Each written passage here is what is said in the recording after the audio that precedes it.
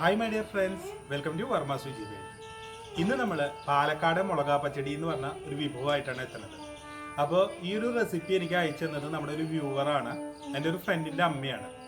നമ്മുടെ അവിടെയൊക്കെ, അതായത് തൃശ്ശൂരൊക്കെ സദ്യയിൽ പുളിയിഞ്ചി വിളമ്പണ സ്ഥാനത്ത് പാലക്കാട് ഒട്ടുമിക്ക ഭാഗങ്ങളിൽ വിളമ്പണ ഒന്നാണ് മുളകാപ്പച്ചടി.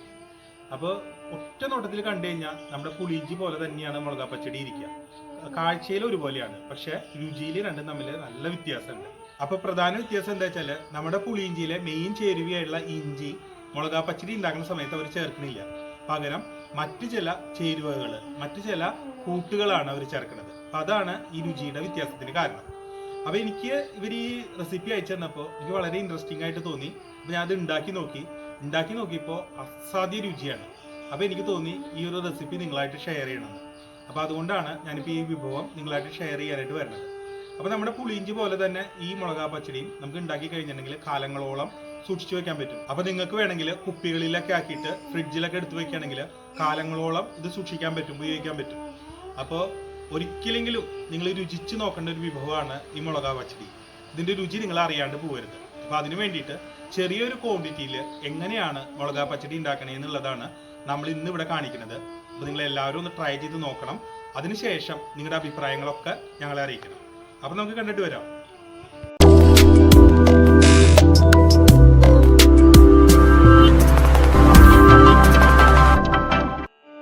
ഇനി നമുക്ക് ഈ മുളകാപ്പച്ചടി ഉണ്ടാക്കാനായിട്ട് എന്തൊക്കെ ഇൻഗ്രീഡിയൻസ് ആണ് ആവശ്യമുള്ളതെന്ന് ഒന്ന് കണ്ടു നോക്കാം.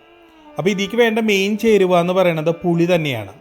അപ്പോൾ നമ്മളിവിടെ ഒരു വലിയ ചെറുനാരങ്ങ വലുപ്പത്തിലാണ് പുളി എടുത്താക്കുന്നത്. പിന്നെ വേണ്ടത് മധുരമാണ്. അപ്പോൾ അതിന് വേണ്ടിയിട്ട് നമ്മൾ ശർക്കര എടുത്തിട്ടുണ്ട്. നമ്മൾ 3 അച്ച് ശർക്കരയാണ് എടുത്താക്കുന്നത്. അപ്പോൾ നിങ്ങൾക്ക് നിങ്ങളുടെ മധുരത്തിനനുസരിച്ചിട്ട് 3 തൊട്ട് 4 അച്ച് വരെ ശർക്കര ഉപയോഗിക്കാവുന്നതാണ്. പിന്നെ നമുക്ക് വേണ്ടതും പച്ചമുളകാണ്.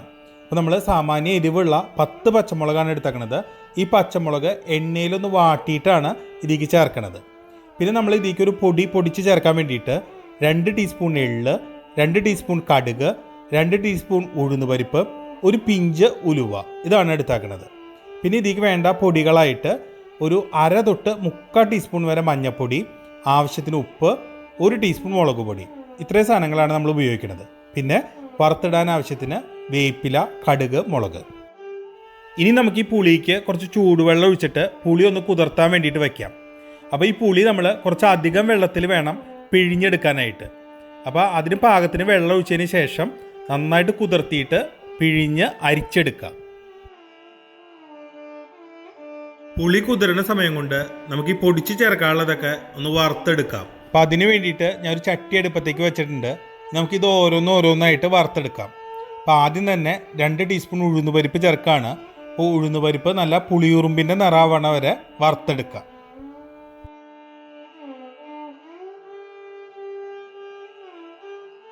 ഇനി നമുക്ക് എള്ള് വറുത്തെടുക്കാം.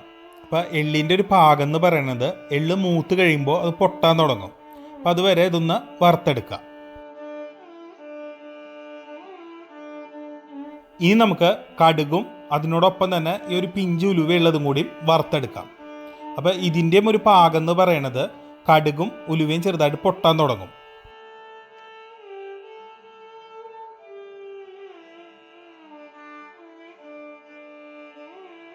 ഇനി ചൂടാറിയതിന് ശേഷം ഇതെല്ലാം കൂടി മിക്സിയിൽ നമുക്കൊന്ന് പൊടിച്ചെടുക്കാം.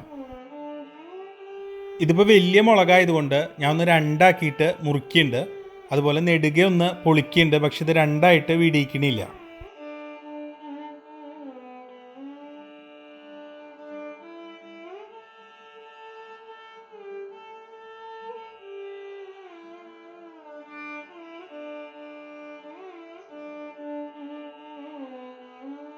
പുളിയിഞ്ചി ഉണ്ടാക്കണ പോലെ തന്നെ മുളകാപ്പച്ചടിയും കൽച്ചട്ടികളിലോ മൺചട്ടികളിലോ ഒക്കെ ഉണ്ടാക്കുന്നതാണ് കൂടുതൽ സ്വാദ്. അപ്പോൾ നമ്മളിവിടെ ഒരു മൺചട്ടി അടുപ്പത്ത് വെച്ചിട്ടുണ്ട്. അപ്പോൾ ഇതിലേക്ക് ഞാൻ കുറച്ച് വെളിച്ചെണ്ണ ഒഴിച്ചു കൊടുക്കുകയാണ്. വെളിച്ചെണ്ണ ചൂടായിട്ട് വരുമ്പോൾ നമ്മൾ ഈ എടുത്ത് വെച്ചേക്കണ പച്ചമുളക് ഒന്ന് ഇതിലേക്ക് ഇട്ട് കൊടുക്കുകയാണ്. അപ്പോൾ നമുക്ക് ആദ്യം തന്നെ ഈ പച്ചമുളക് ഒന്ന് വറുത്തെടുക്കാം.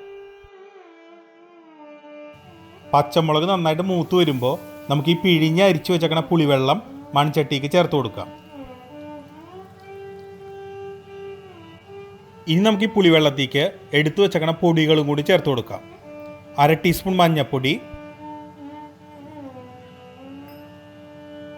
1 ടീസ്പൂൺ മുളക് പൊടി,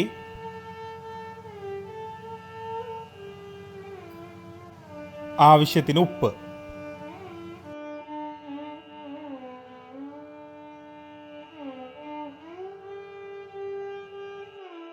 ഇനി പൊടികൾ പുളിവെള്ളത്തിൽ നന്നായിട്ടൊന്ന് വെന്തു കുറുകണം. അപ്പോൾ നമുക്കിത് കുറച്ച് നേരം അടച്ചു വെച്ച് വേവിക്കാം.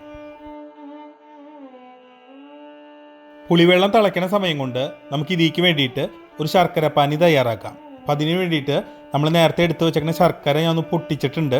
നമുക്ക് ഇതിലേക്ക് 1/2 കപ്പ് വെള്ളം ചേർത്തിട്ട് ഒന്ന് ഉരുക്കിയെടുക്കാം. ഇതപ്പോൾ നമ്മുടെ പുളിവെള്ളം വറ്റിയിട്ട് അത്യാവശ്യം കുറുകി വരുന്നുണ്ട്. അപ്പോൾ നമുക്ക് ഈ ഒരു പരുവത്തിൽ ഇതിലേക്ക് വറുത്ത് വെച്ചേക്കുന്ന പൊടികൾ ചേർക്കാം. അപ്പോൾ വല്ലാണ്ട് അങ്ങോട്ട് വറ്റി പോകാൻ പാടില്ല, വറ്റി കുറുകി പോകാൻ പാടില്ല.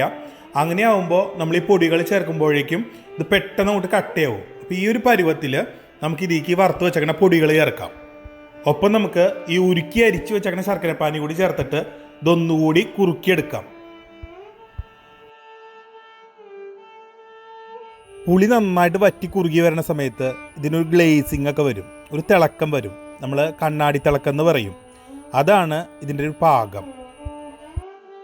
ഇപ്പോൾ നമ്മുടെ മുളകാപ്പച്ചടി കൊണ്ട് കുറുകിയിട്ട് നല്ലൊരു ഗ്ലേസിങ് ഒക്കെ വന്നിട്ടുണ്ട്. അപ്പോൾ ഞാനിപ്പോൾ ഫ്ലെയിം ഓഫ് ചെയ്യാൻ പോവാണ്. ബാക്കിയുള്ള പാകം ഈ ചട്ടിയിൽ ഇരുന്ന് തന്നെ ആയിക്കോളും. ഇതിപ്പോൾ നിങ്ങൾക്ക് കാണാൻ പറ്റും, ഞാൻ ഗ്യാസിൻ്റെ ഫ്ലെയിം ഓഫ് ചെയ്തതിന് ശേഷം ഈ മുളകാപ്പച്ചടി ചട്ടിയിൽ ഇരുന്ന് ഇങ്ങനെ തിളച്ചുകൊണ്ടിരിക്കുകയാണ്. അപ്പോൾ ഇതാണ് പാത്രഭാഗം എന്ന് പറയണത്.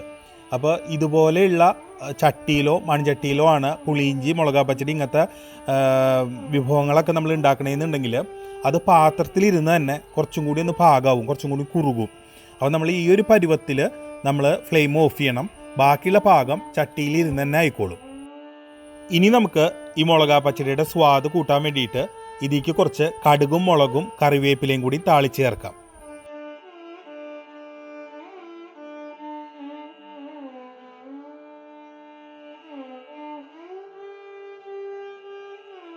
നിങ്ങളെല്ലാവരും ഒരിക്കലെങ്കിലും അറിഞ്ഞിരിക്കേണ്ട, രുചിച്ച് നോക്കേണ്ട ഒന്നാണ് പാലക്കാടൻ മുളകാപ്പച്ചടി. ആരും ഇതിൻ്റെ രുചി അറിയാതെ പോകരുത്.